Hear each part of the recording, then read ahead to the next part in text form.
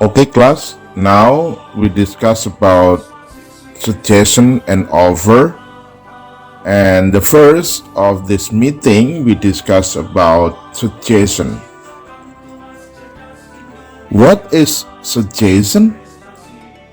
Suggest means to give a suggestion that is to introduce or propose an idea or a plan for someone's consideration. Jadi yang dimaksud dengan menyarankan adalah memberikan saran yang itu memperkenalkan atau mengusulkan sebuah ide atau rencana yang bisa dijadikan bahan pertimbangan oleh seseorang. Suggestions are abstract and can be in form of solution, advice, plan, and idea. Jadi suggestion itu bentuknya abstrak dan bisa dalam wujud solution, jalan keluar, advice, saran, rencana, dan ide. And what is the social function of suggestion? The social function of suggestion is to facilitate interpersonal communication between different people. Jadi fungsi sosial dari suggestion jelas adalah untuk memfasilitasi komunikasi antara beberapa orang yang berbeda. For example, like let's finish our homework first, atau let's go home.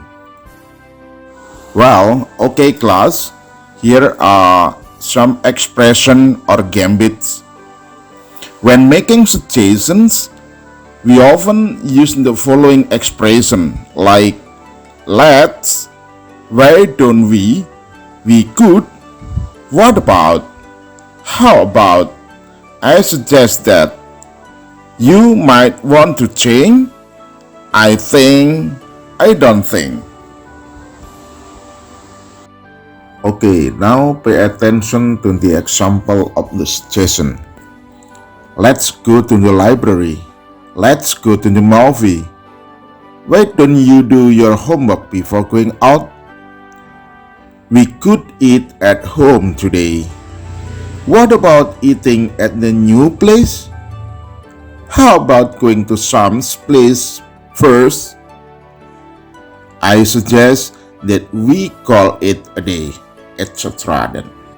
Well, I hope you still remember about the pronoun, the lesson in the 10th grade. Pelajaran tentang pronoun ini akan membantu kita untuk menyusun kalimat dengan benar sesuai dengan fungsinya dan tidak mungkin terbolak-balik. Jadi nanti Anda ketika menyusun kalimat tidak akan terbolak-balik. Jadi di depan itu selalu subjek, kemudian ada verb, kemudian ada penghubung, dan baru kemudian nanti ada objek. Misalnya, like number 1, I suggest that he clean his room. I berfungsi sebagai subjek, kemudian kata kerjanya adalah suggest, kemudian kata hubungnya adalah that, baru kemudian diikuti dengan objek yaitu he clean his room. Saya menyarankan dia untuk membersihkan ruangannya. Yang kedua, we recommended that she read the Hunger Games. Ya, kemudian saya merekomendasikan kepada dia untuk membaca The Hunger Games dan selanjutnya. Anda bisa mengulas sendiri nanti. Well, berikutnya adalah how to responding to the suggestion. Di awal tadi, dalam penjelasan saya yang awal tadi, sudah saya jelaskan bahwa suggestion can be accepted or refused. Jadi ada dua macam respond, how to respond the suggestion. We can accepting suggestion or declining suggestion. Okay.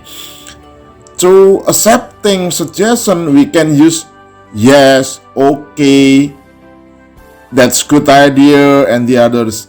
But how to declining suggestion, we can use no, sorry, or other declining expression. Okay, let's try to number 1. Let's go to the movie.